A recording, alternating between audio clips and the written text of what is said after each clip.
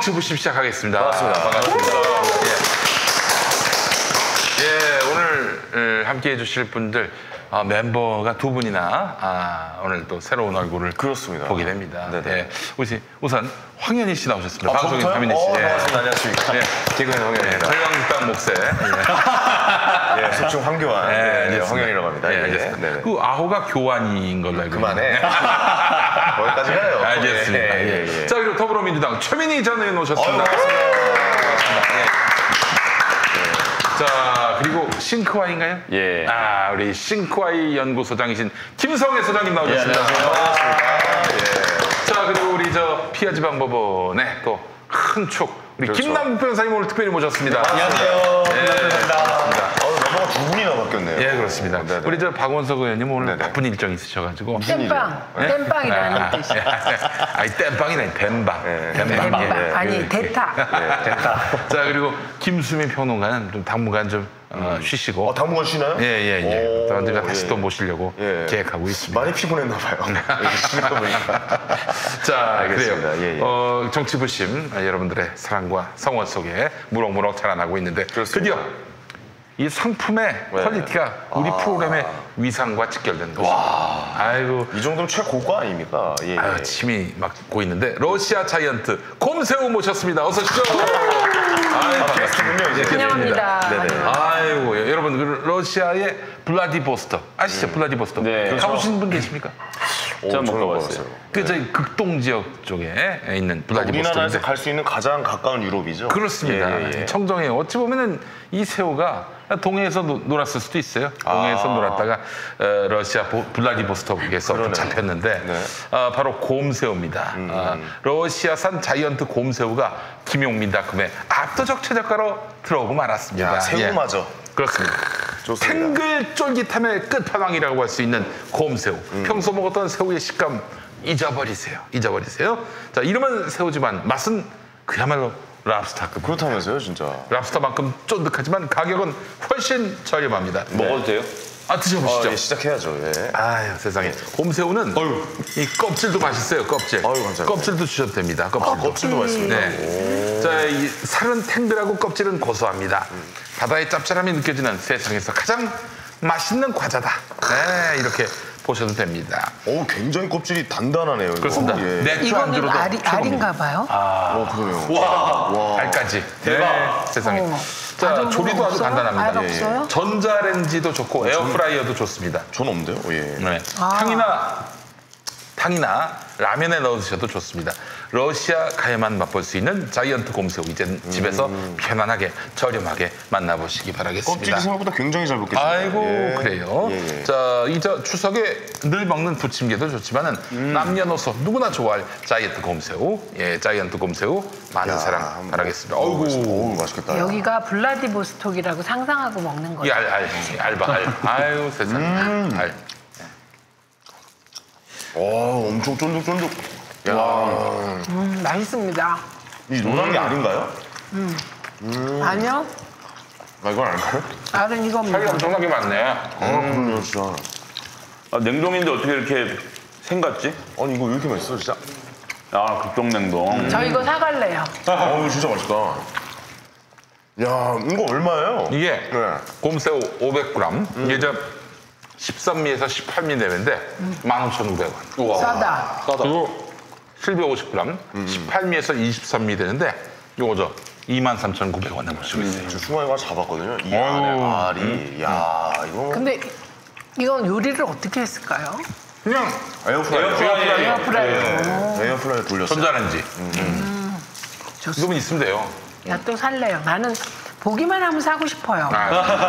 그래서 모시는 겁니다. 야, 이거 진짜 알도. 야, 이거 별미네. 별미야. 진짜 맛있다. 야, 진짜 맛있다. 저는 사실 별로 새우를 안 좋아하는데 아, 근데 그래. 맛있다는 거 이게 중요해요. 저 이거 사갈래요. 반드시. 최민희 의원님 처음 오셨는데도 광고가 바로 되네요. 야, 저요? 좋습니다. 예. 저 먹는 것만 좋아해요. 최민희 의원님이 오늘 그러셨어요. 그래서 우리 네. 앞에 방송 시작 10분은 우리 먹기만 하면 된다. 김남국 변호사님은 다이어트 하는데도 먹네. 저 어제부터 다이어트 시작했는데. 다이어트 좋아요 이거. 야, 그렇죠. 2kg 빼신다고. 네. 예. 이것만 먹으면 다이어트 되죠. 근데 이것만 안 먹으니까. 그게 문제죠, 그게. 이거 라면을 넣어서 먹으면 다이어트가 되는데. 저는 맛없는 거 먹을 때 약간 그런 티가 것까지 나거든요. 바꾸고 진짜 맛있네. 와. 진짜 야, 맛있다. 이거 진짜 맛있다. 천천히 드세요 좀. 아, 죄송합니다. 제가 좀. 제가 새우 까는 법 가르쳐 드릴게요. 오, 새우를 이렇게 잡으시고 이렇게 머리를 따잖아요. 머리를 딴 다음에 이것도 먹어야 되는데. 이렇게 펴서 양쪽을 잡으시고 이렇게 한번 누르세요. 양쪽으로 누르고 흩으면 그냥 이렇게 딱 몸통이 한 번에 나옵니다. 오. 해봐야지. 아, 진짜 맛있다. 와. 자 이렇게 해갖고 여기 머리만 따시고 먼저 머리를 먼저 따고. 따고 네. 요걸 이렇게 접으세요. 네네. 접은 다음에 이제 그걸 흩으시면 몸통만 빠집니다. 그러네 진짜. 진짜 그렇다. 꼬리까지 쏙 빠지는데요? 네, 훨씬 먹는 속도를 높일 수가 있죠. 그래서 저만 지금 너무 쌓여서 창피해갖고 제가. 저는 먹는 속도 높이면 안 되는데. 이 내장도 맛있네. 그러게 얼마나 싱싱한 걸 냉동을 했는지 머리를 깨물어 너무 먹어도 맛있다. 굉장히 내장도 맛있고. 내장이 네. 엄청 맛있네. 기가 막히네 진짜. 내장이 정말 싱싱하네. 너무 행복하다. 아유. 진짜 맛있어요. 진짜 우리를 먹는. 냉동하면 이런 맛이 원래 안 나는데 굉장히 쫄깃쫄깃하고. 아마 맛있어서. 잡아서 바로 냉동했어. 네, 그런가 봐요. 네. 그래서 훌륭하네. 내장이 엄청 맛있네요. 내장이 이렇게 짭짤하고 맛있을 줄 몰랐네. 그지. 네. 원래 이 추운 데서 갑각류, 잡힌 갑각류들이 맛있거든요. 그래서 미국 그래요? 같은 경우도 랍스터가 LA 바다에서 잡힌 건 안 쳐주고요. 그 뉴욕 위에 맨 끝에 메인이라는 주가 있어요. 그러니까 미국의 최북단이지. 그래요. 그 밥 앞에서 잡힌 랍스터를 이제 메인 랍스터라 그러는데 그걸 최고로 치거든요. 그래서 이제 아니 LA가 좀 따뜻하긴 해도 바로 잡은 다음 냉동하면 되잖아요. 근데 거기서 올라오는 새우 자체가 이렇게 바다가 네, 바다 물렁물렁한 거지 살이. 온도가. 네, 낮은 온도에서 자란 가지나 새우가 훨씬 달고 맛있다고 하더라고요. 이게 그래서 우리나라 바다 수온이 올라가서 저쪽 러시아로 자꾸 올라가나 봐요. 네. 진짜 맛있네. 아우 이 알들 봐라. 이 알들이 이렇게. 응? 와 나는 한번 더 먹겠다. 이거 진짜 맛있네. 아니 근데 내장이나 이렇게 맛있는 거 처음 보네 진짜. 원래 머리는 저는 안 먹거든요 새우. 내장이 너무 맛있네. 자 새우 마무리. 드십시오. 야 새우 좋다. 아 새우 맛있다 근데 이거 진짜. 진짜 맛있다. 자 고래새우. 아 진짜 고래새우. 이거 진짜 맛있네요 근데 이거 진짜 야 이거 고래새우, 훌륭하다. 고래새우. 훌륭해 진짜. 그 다음에 곰새우. 곰새우. 예, 곰새우. 자 정치부심 본격적으로 이야기 들어가겠습니다. 지금 저는 오늘 아주 너무 충격을 받았습니다. 그러니까요. 무슨 표창장 논란, 말도 안 되는 이런 표창장 논란이 나오더니 아니 그거 갖고 해명하는 것 자체가 너무 코미디인 거예요. 아니 그래 10년 전, 10년 아니 한 5년 전인가? 5년 전, 네. 5년 전 표창장 갖고 말이죠. 문제는 뭐냐면은 하여튼 그 논란마저도 규명이 됐어. 동양대 내부에서 그 표창장을 주도록 해준 교수가 드러났고 그 교수는 이 학생이 서울에서 내려와가지고 이렇게 봉사를 했다. 유일하게 경북 봉사했다. 영주. 네, 경북 영주. 경북 영주 가보셨나? 영주가 아니라 거기는 풍기예요, 풍기. 영주에서 더 밑으로 내려가야 돼. 그러니까 엄청 시골인 거예요. 그렇죠. 거기까지 와서 서울 학생이 열심히 봉사해서 미안해서 상을 주자 그랬다는 거죠. 네. 그 상을 준 주체와 상을 받은 이력이 맞아요. 그런데 그거에 대해서 청와대가 해명했더니 검찰이 닥치라고 왜 수사 개입하냐고 이러고 있어요. 저거는 저는 역할극을 해야 될 것 같아. 근데 제가 봤을 때는 닥쳐 이런 역할극. 그래야 돼. 제가요?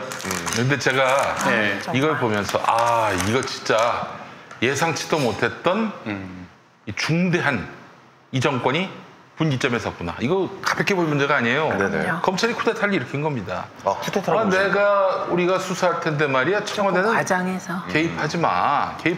왜 우리가 다 알아서 할 건데 말이야. 당신들 빠져. 좀 이러고 있는 거예요. 오늘 청와대에서부터 시작해서 국무총리까지 이제 검찰청에다가 근데 이제 청와대가 무슨 마치 이 문제에 대해서 검찰 무슨 얘기를 한 것처럼 자꾸 얘기가 퍼지고 있어서 문제가 되는데 내용을 정확히 보면 검증단에서 그 동양대 소식을 듣고 사실관계를 확인해보고 인사청문회 그 이제 준비단에서 준비를 해서 그럼 어디다 보고를 하겠어요? 임명권자인 대통령님이 이 사실을 아셔야 될 거 아니에요. 그래서 청와대에 이러저러해서 동양대 이 문제는 표창장 문제 별게 없다라고 보고를 했어요.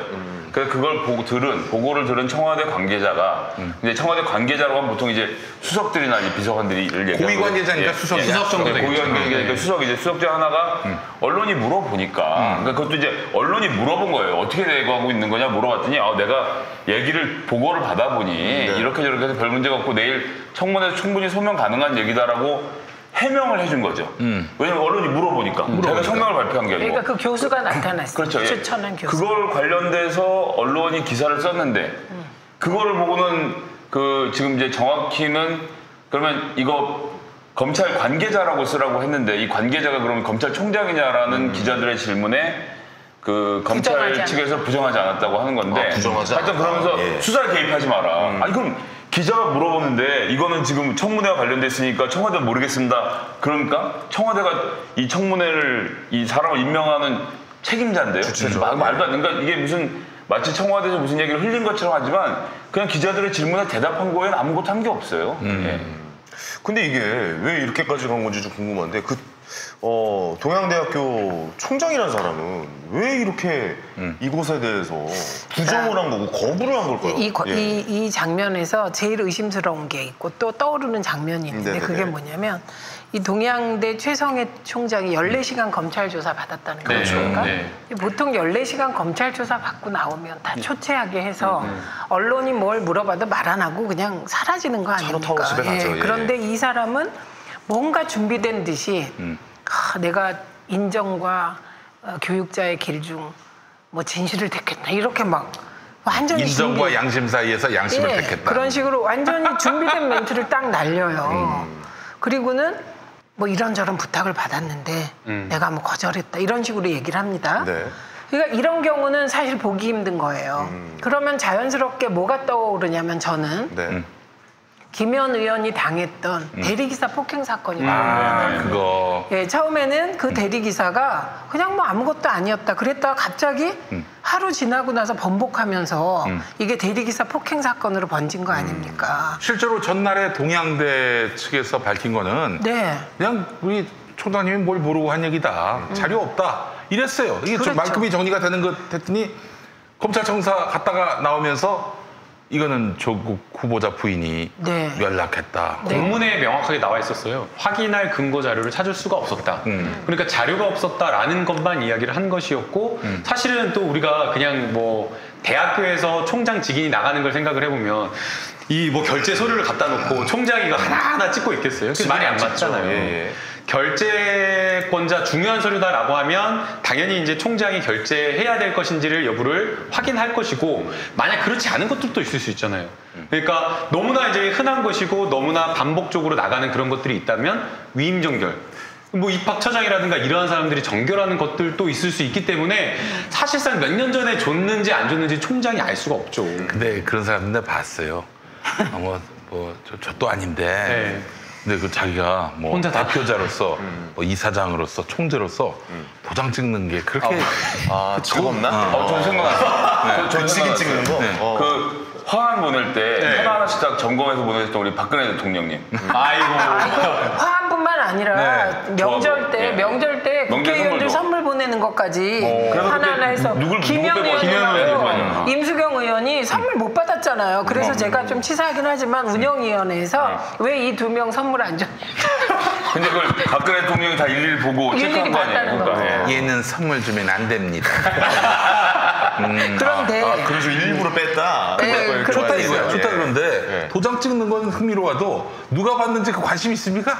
표창장은 볼 수도 없어요. 표창장은 진짜 많이 주거든요. 이게 총장상입니까? 표창장입니까? 표창장입니다. 표창장이에요. 표창장인데 총장 직인이 찍어줘서 나갔다라는 거거든요. 총장상이라고 이제 뭐 기재를 한 그런데 거고. 이제 표창장마다 총장 직인이 찍혀가는 개수가 있고 정해져 있으면 정해진 범위 안에서 그 센터장이 뭐 이렇게 직원들하고 상의해서 내보내면 되는 거지. 그거를 일일이 다 총장이 봤을 리가 없잖아요. 이런 걸 위임 정결 사항이라고. 그러니까 총장은 사실 거짓말을 하는 게 아니야. 자기는 양심에 거리낌 없이 얘기하는 거야, 사실. 그렇지, 모르니까. 아니 근데 몰라야 정상이지. 진짜 인터뷰 내용이 뭐였냐면 위조된지는 자기는 모른다 그랬어요. 그렇지. 네. 그런데요, 제가 여기서 이상한 건, 그러니까 A라고 얘기했지만 유시민 이사장과 김두관 의원하고 통화한 사실만 밝혔잖아요. 이 사람이. 난 이게 이상한 거야. 뭐가 이상하냐면, 그러면 자유한국당 쪽 사람들하고는 통화 안 했나? 그러니까요.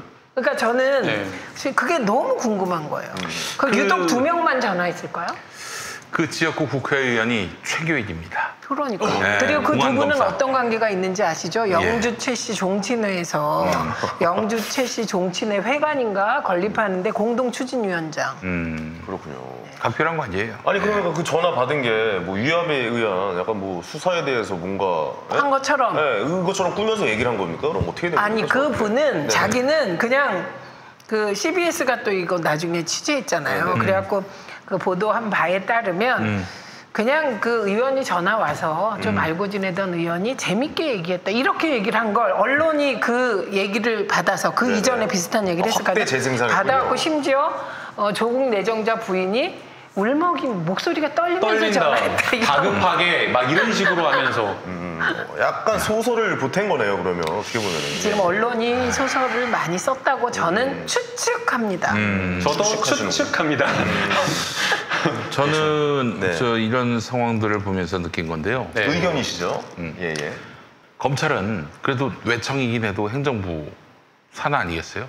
당연하죠. 그런데 지금 이게 청와대 빠져라 우리가 다 알아서 할 테니까 이러고 있는 태도나 이 무소불위의 행태는 좀 브레이크를 좀 밟을 필요가 있겠다. 문민적 통제가 가해지지 않으면은 저렇게 해서 예를 들면 뭐 조국 후보가 낙마한다? 그러는 순간 이제는 문재인 정부가 아주 심각한 어떤 리더십 타격을 입게 될 것이라고 저는 우려를 해서 이런 말씀을 드리는 겁니다. 지금 아주 흉흉한 소문이 돌았거든요. 어제. 네. 어떤 소문이 돌았냐면 검찰이 청문회를 앞두고 뭔가를 하나 폭로해서 청문회가 열리지 못하게 할 것이다. 이런 소문이 하나 쫙 돌았고 두 번째는 오늘 오후에 검찰청 앞에 서울지검 앞인가 거기에 기자들이 쫙 모였는데 이건 뭐야? 네, 그런 소문이 막 네. 그냥 막 하염없이 돌아다녔거든요. 네네. 그런데 그 후에 나온 것들을 쭉 보면 그게 동양대, 키스트, 그다음에 한국투자증권이에요. 네. 거기 압색. 요 세 네. 가지가 나왔단 말이죠. 네, 그러니까 이거는 사실은 이제 가까스로 만들어진 청문회 전국에 검찰이 지금 그 중심에 또 서는 이런 위험한 상황인 건 맞습니다. 그러니까 이제 검찰의 독립이라고는 하는데 독립이라고 하는 것을 잘 봐야 되는 게 예를 들어서 우리나라 행정부도 독립적으로 운영하고 대통령이 독립적으로 하는 거 아닙니까? 그거하고 지멋대로 하고는 완전히 다른 단어거든요. 문재인 대통령이 행정부를 운영함에 있어서도 입법부, 사법부가 서로 견제하게 되어 있는 것이고 행정부 내에서도 이 지휘 고하가 있는 거예요. 검찰총장은 대통령이 임명하는 거고 법무장관의 지시를 받아야 되는 거거든요. 그게 무슨 마치 독립성을 해치는 것처럼 얘기하는 건 뭐냐 하면 자기들이 재판관이 되겠다는 겁니다. 검찰은 중심에 서겠다. 필요한 것에 대해서 행정부가 요구하는 것에 대해서 수사를 공정하게 하라고 있는 것이지 이야기를 듣지 않는 것이 독립이라고 착각하는 건 그거는 문재인 대통령이 독재를 하면서 나는 지금 독립적으로 정부를 운영하고 있다라고 말하는 것이랑 똑같은데 문재인 정부는 그렇게 하고 있지 않지 않습니까? 그렇기 때문에 그렇죠. 저는 독립이라는 걸 그렇게 쓰는 건 말도 안 되죠. 딱 이 이야기를 송인택 검사장이 그때 국회에다가 막 이의 신청하면서 했어요. 그런데 송인택 검사장뿐만 아니라 다른 검사들도 많은 검사들이 정치 권력만 놔주면 검찰을 놔주면 우리는 잘할 수 있다 이런 이야기 하거든요. 그러면서 대부분의 형사부의 검사들은 잘하고 있다. 그런데 일부 정치 검사들이 문제다라고 이렇게 이야기를 하고 있는데 이건 저는 굉장히 오만한 생각이라고 생각이 들어요. 왜냐면은 만약에 정치검찰만 놔주고 견제와 뭔가 감독, 감시 이런 것들을 하지 않아도 자기 스스로 잘할 수 있다? 그건 진짜 오만한 생각이고요. 앞서 지금 검사가 이야기한 여러 가지 가진 검사들의 수사권, 형벌권 이런 것들도 행정부에서 나오는 거거든요. 행정부에서 나오는 그 권력이고 그 권력은 당연히 다 어디서 나오고 있어요? 국민으로부터 나오는 거잖아요. 그러면 최소한 검찰총장을 선출에 의해서 되지 않는다라고 하면 대통령, 민주주의 선거에 의해서 선출된 대통령에 의해서 대통령이 임명한 법무부 장관에 의해서 최소한 이 인사권에 의해서 통제는 될 수가 있어야 되는데 이 무시무시한 수사권을 가지고 있으면서 통제받지 않아도 된다라고 이야기하는 말도 안 되는 이 오만한 생각. 아니 지금 대통령의 네, 대통령이 아직 임명이 된 건 아니지만 대통령이 지명한 사람에 대해서 국회 검증을 앞두고 검찰이 나서서 대통령의 지명권을 짓밟고 침뱉고 훼손하고 망신 주고 이런 행태가 어떻게 가능한가 하는 그러니까 생각이에요. 제가 이 국면 보면서 몇 가지 이상한 게 있잖아요. 그냥 상식적으로 이상한 거. 인사청문회 과정에서 내정자 주변을 검찰이 압색한 경우가 있습니까? 없어요. 50군데나. 예. 네, 이건 아주 막 이거 최순실 압수수색보다도 많다고 하더라고요. 많고 더 정광석화거든요, 지금. 그러면 이거를 놓고 사람들이 살아있는 권력에 칼을 겨누네. 진짜 문재인 대통령께서 임명할 때 살아있는 권력도 제대로 수사하라고 했다. 그 말에 충실히 따르네. 이렇게 되게 뭉뚱그려서 생각하잖아요. 근데 그렇게 생각하는 게 진짜 문제라는 거예요, 저는. 네네. 이 시기를 왜 잡았을까? 그럼 그걸 우리가 흔히 검찰이 정치 중심에 서네. 근데 검찰이 그럼 왜 이 시기에 중심에 서려고 하냐? 이렇게 구체적으로 얘기를 들어가다 보면 정말 이상한 거고 아까 얘기한 검찰이 정치권을 좌지우지하려고 하네. 검찰의 손에 모든 게 넘어가네. 심지어 대통령의 인사권까지 검찰이 좌지우지하게 그렇지. 되겠네. 이렇게 되는 겁니다. 이게 되게 위험한 상황이다. 동의를 하면서 우리가 헷갈리면 안 되는 개념이 정치검찰을 개혁하는 게 우리 시대 검찰개혁의 한 부분 맞죠. 네. 그런데 지금 공수처나 검경 수사권 조정은 정치검찰 개혁보다는 검찰의 힘 빼기잖아요. 지금 방법은. 그런데 놓치면 안 되는 것은 검찰 개혁이라는 거를 독립성 확보다 이렇게 생각하면 정치검찰이 개혁되냐 아니라는 거예요. 아니죠. 네. 완전 다른 개념인데 지금 윤석열 총장 체제에서는 우리가 독립된 검찰이다. 그래서 살아있는 권력에 칼을 댄다. 그래서 독립성 개념 안으로 숨고 있는 겁니다. 굉장히 위험한 거죠. 지금 검찰은 검찰 내부의 민주화, 문민 통제, 이게 중요한 시기인 거죠. 참여정부 때 우리가 실패한 이유가 있잖아요. 네네. 그땐 검찰 독립 시기가 아니고 검찰을 민주화해야 될 시기였거든요. 검찰 민주화가 진행되는 과정에선 제 생각에는 행정부의 수반인 대통령의 검찰에 대한 큰 틀의 지휘권, 그러니까 우리가 수사 지휘하지 말라는 건 개별 수사에 일일이 관여하지 말라는 거지 큰 틀의 대통령의 지휘를 검찰이 받는 건 이건 너무 당연한 것. 그렇죠. 당연하죠. 네. 결국에 그 윤석열 총장이 얘기했던 나는 뭐 사람에 충성하지 않는다, 조직에 충성한다는 그냥 검찰 조직인가? 이런 검찰 의문이 조직인가? 드는 상황이 네, 뭐 돼요. 그렇게 의심할 수 있는 합리적 의심이 좀 들긴 하고 저는 좀 걱정되는 게 뭐냐면 내일 청문회 열리잖아요. 네. 난 순간 좀 든 생각인데 아니 그 나경원 원내대표가 너무 쉽게 청문회에서 좀 양보를 좀 많이 한 거 같다는 그래서 한 방 생각이- 있을까 봐. 예. 검찰총장이랑 아무것도 없어요. 아무것도 아니 그러니까 뭐 아니, 전략 이거는 제 이거는 개인적인 생각인데 한 방에 있으면 벌써 터뜨렸죠. 터뜨렸을 수도 있고 그리고 실제로 한 방에 있어서 조국 후보가 잘못한 게 있으면 네네. 조국 후보가 국민들로부터 영향을 받겠죠. 그걸 우리가 어떻게 막아요? 그걸 청문회를 안 하면 막을 수 있습니까? 맞죠, 맞죠. 그러면 방법이 예. 없거든요. 그렇기 때문에 그건 조국 후보가 떳떳하다고 하고 검증팀이 다 짚어왔다고 하면 내일은 뭐 무슨 일이 있더라도 그냥 하면 되는 건데 나경원 대표는 제가 생각하기에는 이번 청문회 나가리 나면 그러면 나가리가 일본 말인가요? 네. 하고 나서 생각해보니까 청문회가 파토가 나면 그것도 일본 파토가 아 일본 편 아니세요? 청문회가 무산되고 나면 무산되고 나면 장외투쟁을 하자고 황교안 대표가 왜냐면 이건 무슨 국회 맨날 있으면- 장외투쟁이야.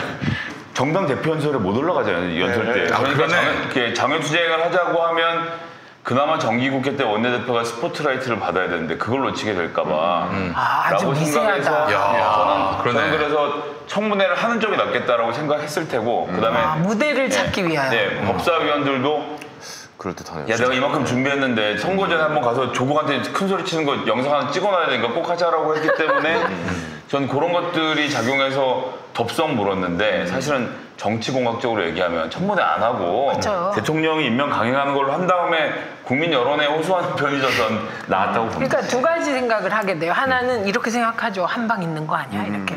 저는 또 하나는 한 방 또는 한 칼. 한 칼. 그리고 뭔가 준비해 놓은 거 아니야? 약간 이런 그런 생각. 생각인데 예. 그거는 법사위원들 반응으로 볼 때 조금 아닌 듯하고요. 네. 저는 오히려 검찰을 믿는 게 아닐까. 제가 이것도 포함이었어요. 네. 검찰에서 뭔가를 들었나? 뭐 검찰을 이런 생각도 믿고 있었어요. 예, 예. 검찰에서 뭔가 주지 않을까 하는 기대. 예, 그런 게 아닐까 싶었는데 그럼 뭐 검찰이 줘도 좀 마찬가지라고 생각하는 그래서 거죠. 몇 개 나왔죠. 나왔는데 어디서 나왔는지 근데 몇 개. 저희가 지금 여기서 되게 중요하게 봐야 되는 게 검찰이 지금 수사하고 있는 건 중에 단 한 건도 조국 후보가 피의자가 되거나 조국 일이 없죠. 후보의 피의 사실이 있는 게 없어요. 지금까지 드러난 딸 자소서를 펴놓고 야 이번 줄 압수, 이번 줄 압수, 3번 줄 압수 이렇게 하고 있는 거거든요. 근데 실제로 조국이 뭘 한 거는 단 한 건도 지금 못 찾고 네. 있는 것이 예. 그러니까 그래서 이번에 나경원 원내대표가 이 청문회를 놓고 협상하는 그 과정이나 이런 방법을 보면 아무런 전략이 없었던 것 같아요. 대개는 결사반대 모든 거 타협하지 않는다라고 하면서 사실은 요거는 해야지라는 것들이 있잖아요. 그렇죠. 근데 끝까지 가서도 아무것도 하지 않았다는 거예요. 최소한 9월 2일하고 3일날 청문회 일정을 잡았다, 합의했다라고 하면 그건 국민과의 약속이니까 지켜야 되는 거고 네. 이 날짜를 고수하면서 증인과 관련된 부분을 줄다리기를 해야 되는데 갑자기 느닷없이 2일, 3일 청문회를 안 한다라고 해가지고 뭐 본인들 자유한국당의 의원총회 가가지고 빠꾸 먹고 돌아오고 그래가지고 또 결국에는 파토내가지고 한다 밀려가지고 하는 게 결국에 내일 청문회인데 네. 내일 청문회 하다 보니까 재송부기간이 3일이다 보니까 증인 소환과 관련된 송달 시간 5일 놓쳐버렸죠. 그러니까 강제하지도 못하죠. 그 다음에 원래 이틀 하기로 했던 거 하루로 줄어버리죠. 그렇죠. 주목을 받지도 못하고 아무 얻어가는 게 없다라고 하니까 더불어민주당 압승이다. 이인영 원내대표 너무나 잘했다. 이런 이야기가 나오고 좀 자유한국당 내부에서도 나경원 원내대표의 원성의 소리가 좀 자자하다. 뭐 그런 얘기도 좀 들리고 있긴 하더라고요. 예. 어쨌든 내일 청문회를 좀 지켜보긴 봐야 되는데 이런 의혹들이 내일 좀 어떻게 가실까요? 어떻게 보세요? 지금 사실 저는 기자회견, 그러니까 기자 간담회로서 어느 정도는 해소가 됐다라고 생각을 했었는데 오늘 또 문제가 터져버리고 또 앞으로 뭐가 나올까? 막 이런 이게 계속 이게 부풀어지니까. 이게 이제 예. 전략인데요. 네네네. 저는 이게 누군지는 모르겠지만 네. 지금 이 분위기를 만드는 누군가 그게 뭐 직접적인 카르텔이 있을지도 모르고 아니면 그냥 암묵적 카르텔이 형성돼서 되는 건지 모르겠는데 지금 말씀하신 게 하나의 전략이에요. 처음에 딸 의혹으로 시작했어요. 근데 딸 의혹의 시작은 특례 입학 의혹이었어요. 정원에 입학했다, 네. 포르쉐 탄다, 그래서 이중인격자다, 뭐 이렇게 시작을 한 것이거든요. 그런 게 다 클리어 됐어요. 클리어된 보도를 안 해요. 그러고 나서 다른 해소가 됐다. 의혹을 거기에 얹어요. 네네. 그래갖고 장학금 얘기가 나왔어요. 그런 그 장학금도 서울대 환경전문대학원 같은 경우는 클리어 됐어요. 네. 그런데 클리어된 걸 보도를 안 해요. 그러면 이렇게 하나씩 자꾸 쌓아서 뭔가 의혹이 많다라고 스스로 믿고 있더라고요. 윤동희 진짜로. 프로그램 것처럼. 네, 예. 그런데 클리어된 게 대부분입니다. 지금 남은 게 몇 개 안 되거든요. 그러니까 그런 전략으로 헷갈리게 하고 있다. 네. 맞아요. 그러니까 그리고 오늘 나온 것도 이런 거예요. 만약에 과거의 의혹이 다 클리어됐다고 칩시다. 아무것도 없어요. 그런데 여기에 동양대 표창장이 터졌어요. 그럼 사람들이 어머 저거 뭐야? 이랬을 거라고. 네. 그리고 키스트도 이틀 갔는지 3일 갔는지 5일 갔는지 그 교수도 모르겠다는 거예요. 네네네. 너무 오래돼서. 네. 이건 본인도 마찬가지입니다. 근데 3주 한 거 같은데 나는? 뭐 지금 이런 정도이거든요. 이것도 만약에 나왔어 봐요. 그럼 사람들이 아 뭐야 이렇게 했을 텐데 의혹을 막 있는 듯이 틀어놓고 그 위에 표창장 건이 탁 올려서니까 이건 뭐야? 이렇게 되고 있는 것이죠. 아니 사실은 표창장은 중요한 게 아니잖아요. 그쵸. 실제 봉사활동을 했냐 안 했냐가 중요한 거고 누구 힘으로 나오든 그게 무슨 상관이에요. 크게 중요한 것이 아닌데도 불구하고 의혹만 이따시만하게 부풀려 놓으니까 근데 이제 그게 설령 사기라고 하더라도 다 큰 성인의 사기를 왜 부모한테 책임을 물으려고 검찰이 압수수색을 해서 그렇죠. 이게 아주 냉정한 거죠. 피의자 불러다가 참고해줘서 14시간씩 하고 이러는 자체가 말이 안 되는 말이 안 되는 거고요. 사문서 이 표창장이 사문서 위조가 됐다고 하더라도요. 네네. 하나의 사실이 더 입증이 돼야 돼요. 뭡니까? 그러면 이 표창장을 위조한 사람이 누구냐? 그러니까 실수로 작성했느냐, 고의로 작성했느냐 이것도 확인이 돼야 되지만 누가 했느냐가 중요하거든요. 그런데 이것은 그야말로 정겸진 교수가 했다라는 그런 어떤 의혹이 나오지 않고 있는 상황이고 직인을 관리하는 총무처 직원이 뭔가 잘못 누락시킬 수도 있는 거고 네네. 또는 그 봉사활동 캠프를 관리 감독을 했던 교수, 담당 교수가 그렇게 했을 수도 있는 것이기 때문에 아직 그 부분에 의한 것도 나오지가 않았는데 무조건 교수가 한 것처럼 정경심 교수가 한 것처럼 몰아가는 거 이것도 문제가 있는 그러니까 거예요. 이 부분도 제가 말씀드린 게 이거예요. 그 동양대에 곧 행정 담당하는 분이 그러니까. 증언을 했어요. 누락될 수 있다 그게. 그리고 위임 정결 사항도 있다. 그렇게 얘기를 했습니다. 아무데도 보도를 안 하는 거예요. 이거가 CBS가 추가 취재를 통해서 이제 김현정의 뉴스쇼 그다음에 댓글쇼인가요? 뭐 거기서 그 인터뷰한 내용을 PD가 나와서 얘기를 했는데 네네. 어디서도 안 받아요. 기사가 안 나온다. 네. 어. 그러니까 사람들은 그 일을 몰라요. 그 문제 제기하는 사람들에게 중요하냐면 이분들의 전제는 조국 내정자의 따님이 공부를 못하는 학생이라는 거예요. 영어도 못하는 학생이라는 거예요. 특혜라는 예, 거죠. 실력이 예. 없다는 거예요. 그래서 실력이 없는데 엄마 백으로 이런 이런 인턴십 해가지고 이걸로 고대도 가고 이걸로 대학도 갔다 이렇게 생각을 하는 그렇죠. 거예요. 의사도 된 거고, 의정부도 들어간 거고. 그런데 그게 아닙니다. 예. 이 학생은 공부를 아주 잘하는 학생입니다. 그러니까 이 부분 전제가 무너져 버렸는데 지금 그리고 제가 선생님들한테 다 물어봤어요. 취재를 했더니 네. 아유 그런 거 많이 하는데 그거보다 더 중요한 게 학교 성적이요. 그다음에 영어 같은 것도 객관적으로 입증할 수 있는 토플 성적이나 토익 성적이나 탭스나 아니면 AP 같은 겁니다. 그게 기본이에요. 그리고 영어 실기라는 게 다른 게 아니고요. 왜 한영외고 들어갈 때 영어 실기 봤다 뭐 이런 얘기 나오잖아요. 그게요. 국어하고 영어하고 사회를 네. 이 면접에서 네. 필기 시험을 말로 본 거예요. 구술 영어로. 시험이거든요, 구술 구술 시험. 시험이에요. 그러니까 그게 더 어렵잖아요. 그러니까 그 시험을 다 통과한 거고 우수한 학생이라 뽑은 거다. 이게 핵심입니다. 그러니까 고려대학교 2010년 입학처장이 얘기했잖아요. 그 남이 보면 이거 하라 저거 하라 다 쫓아다닌 것 같다. 가성비가 떨어지는 일을 한 것 같다고 얘기를 했는데 네. 이거는 또 심지어 대중앙일보에서 보도를 했는데 그거 받은 데가 몇 군데인지 아세요? 10군데 안짝이에요. 인터뷰까지 했는데. 아니 근데 저는 그래서 궁금한 것이 뭐냐면은 네. 왜 이렇게 다 같이 달려들어서 물어뜯냐 이 부분인데 그러니까 조국 후보자의 그 뭐 이른바 흠대기라고 하는 것이 정말 요만큼인데 이건 뭐 진짜 전 인류의 모든 죄 히틀러의 죄만큼 지은 죄로 지금 거의 뭐 몰아세우고 있어요. 650만 명을 죽였어요. 두 가지로 보는데 일단은 이제까지 가요. 포털에 매여 있는 언론사들의 환경이라는 게 무시할 수 없는 요인이다. 상업주의. 예, 70만 건이라고 보도가 뭐 나오고 있는데 어떻게 됐건 간에 포털을 통하지 않으면 뉴스가 소비가 안 되잖아요. 그렇죠. 근데 요즘에 이제 그렇죠. 실시간 검색어라는 것이 검색이 제일 많이 되는 거라고 생각을 하시는데 그런 게 아니고 갑자기 검색량이 는 걸 얘기하거든요. 순간 올라간 거죠. 예. 예. 네이버의 검색어 1위는 다음입니다. 다음. 2위가 유튜브고 아 그래요? 구독이에요. 구독. 맞아요. 네이버에 다음을 쳐가지고 들어간단 말이에요. 실제로 그 기본 페이지는 네이버로 되어 있는 이거 거예요. 드라마에서도 1년 동안 나왔어. 검색량 드라마. 1위가 다음이에요. 그리고 다음에 가서 다음에 검색량 1위는 네이버라니까. 예. 맞아요. 그렇게 왔다 갔다 하는 거 알고 갑자기 올라가는 키워드들에 대해서 얘기를 하는 건데 재밌다. 그게 따라 올라오면 거기에 뉴스가 붙으니까 그리고 클릭당 낙전 수익이 생기니까 모든 언론사들이 뉴스를 똑같은 것을 복제 재생산하면서 이제 70만 건이라는 어마어마한 숫자가 나왔는데 이건 또 왜 그러냐? 더블데이님 네이버가 감사합니다. 최근에 정책을 바꾼 게 우리 웃는 그게 아니라 접시 놓치면 안 돼요.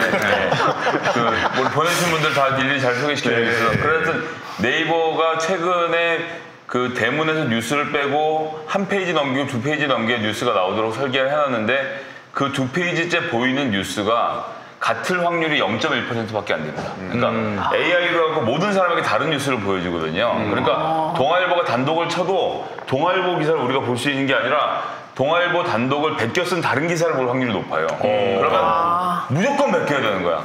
자기 주장을 요만큼만 더 넣어서 똑같은 걸 베끼면 되는데 근데 이제 그렇게 됐을 경우에는 싸움이 나는 쪽이 좋기 때문에 지금 말씀하신 대로 아까 전에 그렇게 중앙일보처럼 팩트체크라는 기사는 사람들을 안 베끼는 거고 열받아서 보라고 만들어 놓은 기사가 늘어지기 시작을 하니까 하나의 뉴스가 1000개의 뉴스가 되고 그래서 지금 70만 개라는 기록적인 숫자가 나오는 거고요.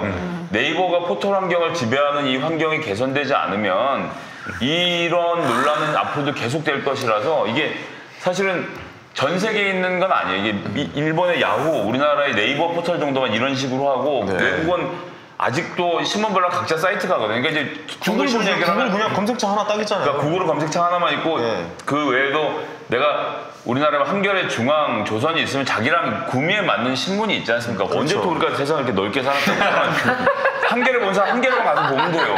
중앙 가는 건 중앙만 보면 되는데 그걸 죄 섞어놓고 거기서 기사를 찾아보려니까 점점 더 힘들어지는 상황이라서 근데 네이버에서 들어오는 수입을 언론사로서는 버릴 수가 없고 이게 이제 서로 매여갖고 어떻게 해결을 못하고 있는 상황인데 이게 해결되지 않으면 저는 이 광란 안 사실 끝날 네이버가 거고. 가장 큰 언론사죠. 요즘에. 네. 그렇죠. 네. 그래서 이제 네이버를 언론으로 규정하고 규제해야 되냐 이게 언론계 오랜 논쟁입니다. 그렇지. 근데 이 얘기를 듣고 제가 생각해 보니 제가 이제 언론을 계속 고민을 하다가 네.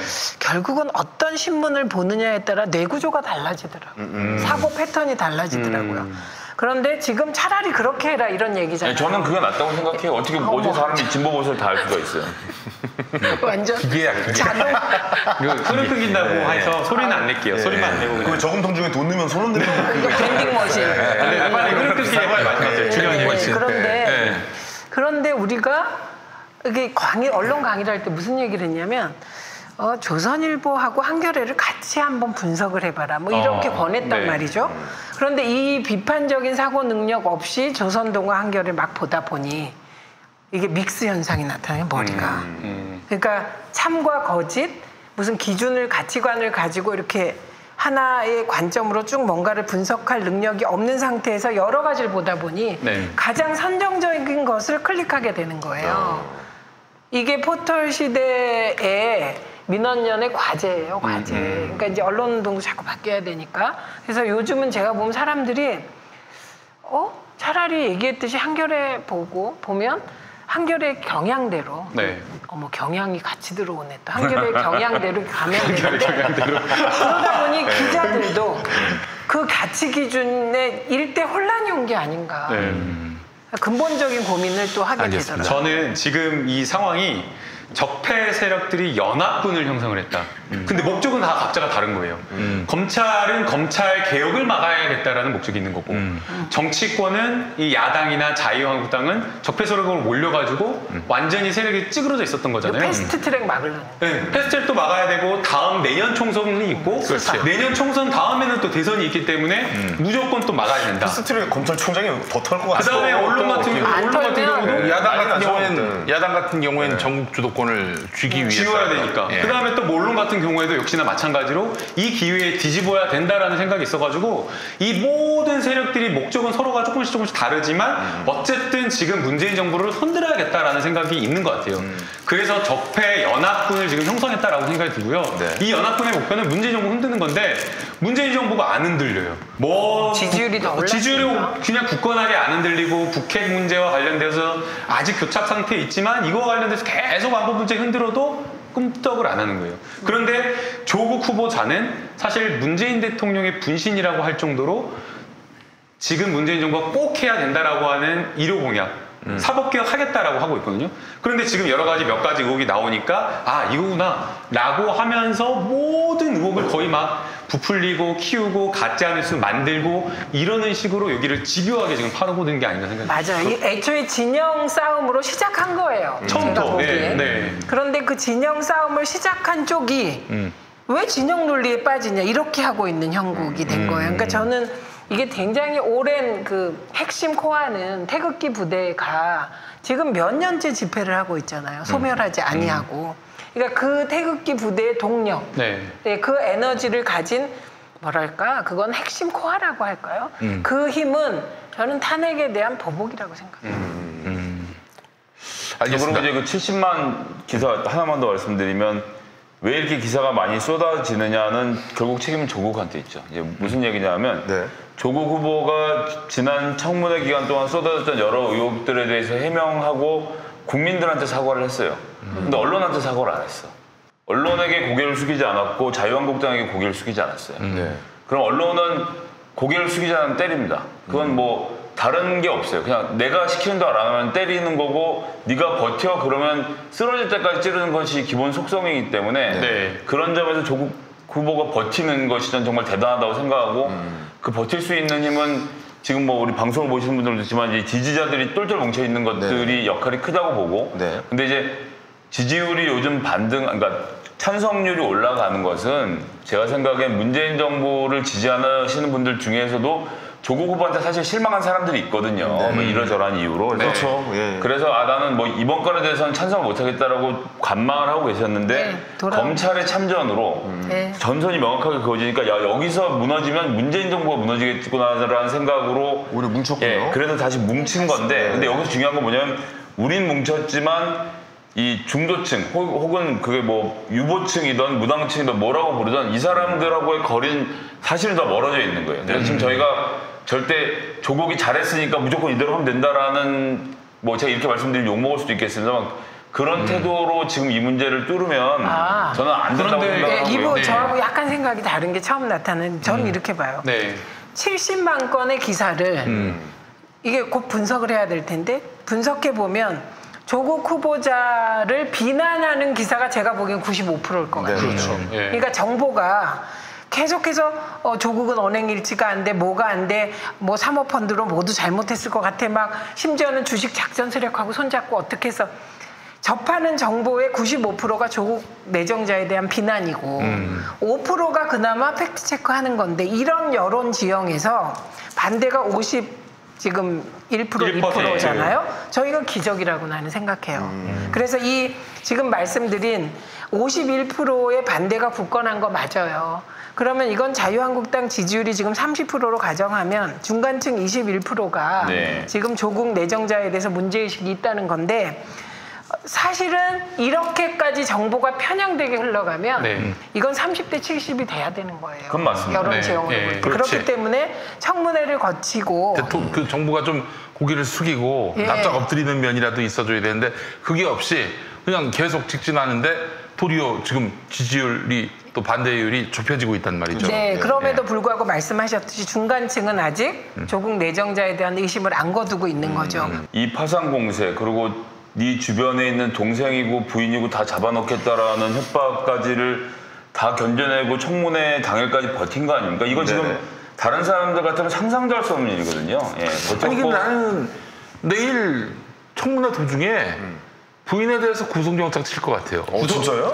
구속영장 좀 어려운 게 아니 소환을 먼저 소환을 해야 돼요. 그러니까 어떻게 구속영장? 그 이제 만약에 소환 이전에 구속영장 안 돼요. 그게 이제 사전 구속영장인데요. 사전 구속영장은 도주 중에 있거나 신변이 확보되지 않은 사람에 대해서 사전 구속영장을 치는 것이고 오늘 세계일보에서 보도가 나가서 이제 증거인멸을 흘리고 있으니까 이제 뭐 그런 걱정하실 수 있는데 전 소환까지는 충분히 가능하다고 보고 아마 그런 그림을 그리고 있을 텐데 다시 말씀드리면 조금 전에도 설명드렸지만 조국 후보가 잘못한 게 없기 때문에 언론에 사과하지 않고 자유한국당에 사과하지 않았거든요. 그렇게 버티고 있는데 저는 검찰개혁 전선에 아무 이상이 없을 것이고 이대로 잘 진행하지 않을까. 그런 어떤 난관이 조성된다 하더라도 아니 지금 국면은 그렇게 됐어요. 이제 거기서 물러설 여지가 전혀 없는데 문제는 뭐냐면 이런 검찰의 이런 노골적인 조국 당신 법무부 장관으로 인정할 수 없어. 빨리 그만둬. 더 구중골 보기 전에. 이거 아닙니까? 근데 임명이 되고 나면 달라진다니까 상황. 우선은 그럼요. 법무부 장관이 되면 자기들 어떻게 할 거야? 우선은 장관인데. 난 더 털 것 같은데.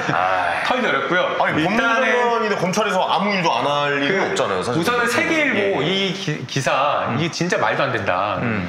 기사를 쓰는데 세상에 주장이 있다라고 기사 쓴 사람이 처음 봤어요. 게다가 소식통이 조씨 주변의 소식통이야. 그러니까 소식통. 세상에 그러한 사람들의 주장이 있다라는 식으로 이렇게 쓰는 건 처음 봤어요. 이 주장을 바로 믿는 건 말이 안 되고요. 그리고 지금 이제 검찰이 쓸 수 있는 카드는 구속영장 청구는 지금 어려워요. 그거는 불가능하고요. 수순으로 봤을 때에는 피의자로 전환한 다음에 소환을 하는 거거든요. 그러니까요. 근데 이것도 걱정할 게 없는 게 이미 처음부터 조국 후보자는 소환될 거를 각오했어요. 고소고발이 들어오면 죄가 없다고 하더라도 완전히 무고한다고 하더라도 어쩔 수 없이 이 형사수사 절차상 소환 조사를 할 수밖에 없어요. 그래서 이인걸 전 특감 반장을 변호인으로 선임했다라고 이야기를 하고 있기 때문에 그것도 이미 지난주에 그래서 조국 후보자는 이미 대비하고 있다. 검찰이 피의자로 소환되는 것을 대비하고 있다. 소환 카드를 꺼내 들어도 국민들 국민들은 굉장히 뭔가 이렇게 와 진짜 큰일인 것처럼 받아들일지 모르지만 네. 후보자는 그거에 흔들리지 않을 거라고 봐요. 그러니까 흔들리지 않을 여론의 것이다. 흐름을 예, 보면 예. 처음에 그 50군데, 30군데 압색했다 막 이런 보도가 나왔을 때 굉장히 지지율이 출렁했습니다. 네. 깜짝 놀란 거예요. 그렇죠. 그런데 그 2차 압색했잖아요. 동양대 압색. 그때는 별로 지지율에 영향이 미미했던 거예요. 그러니까 그 우리나라 국민들의 특징이 충격을 받고 하다가도 자료를 막 찾아보시는 거예요. 그러니까 예전 같으면 그 조선일보를 비롯한 한편성을 종이신문, 믿었죠. 예, 예. 종이신문, 네네. 그다음에 뭐 공영방송이랑 무슨 뭐 종편 몇 개, 거기 이제 뭐 이렇게 좀 입장을 통일한다고 칩시다. 네네. 그러면 이게 여론이 쫙 가라앉고 끝났잖아요. 근데 지금은 충격받고 그다음에 뭘 하시냐면 정치 부심을 찾아보는 거지. 그러니까 막 찾아보시는 거예요, 자료를. 정치 부심 보면서 만두 좀 예, 먹고. 그러면서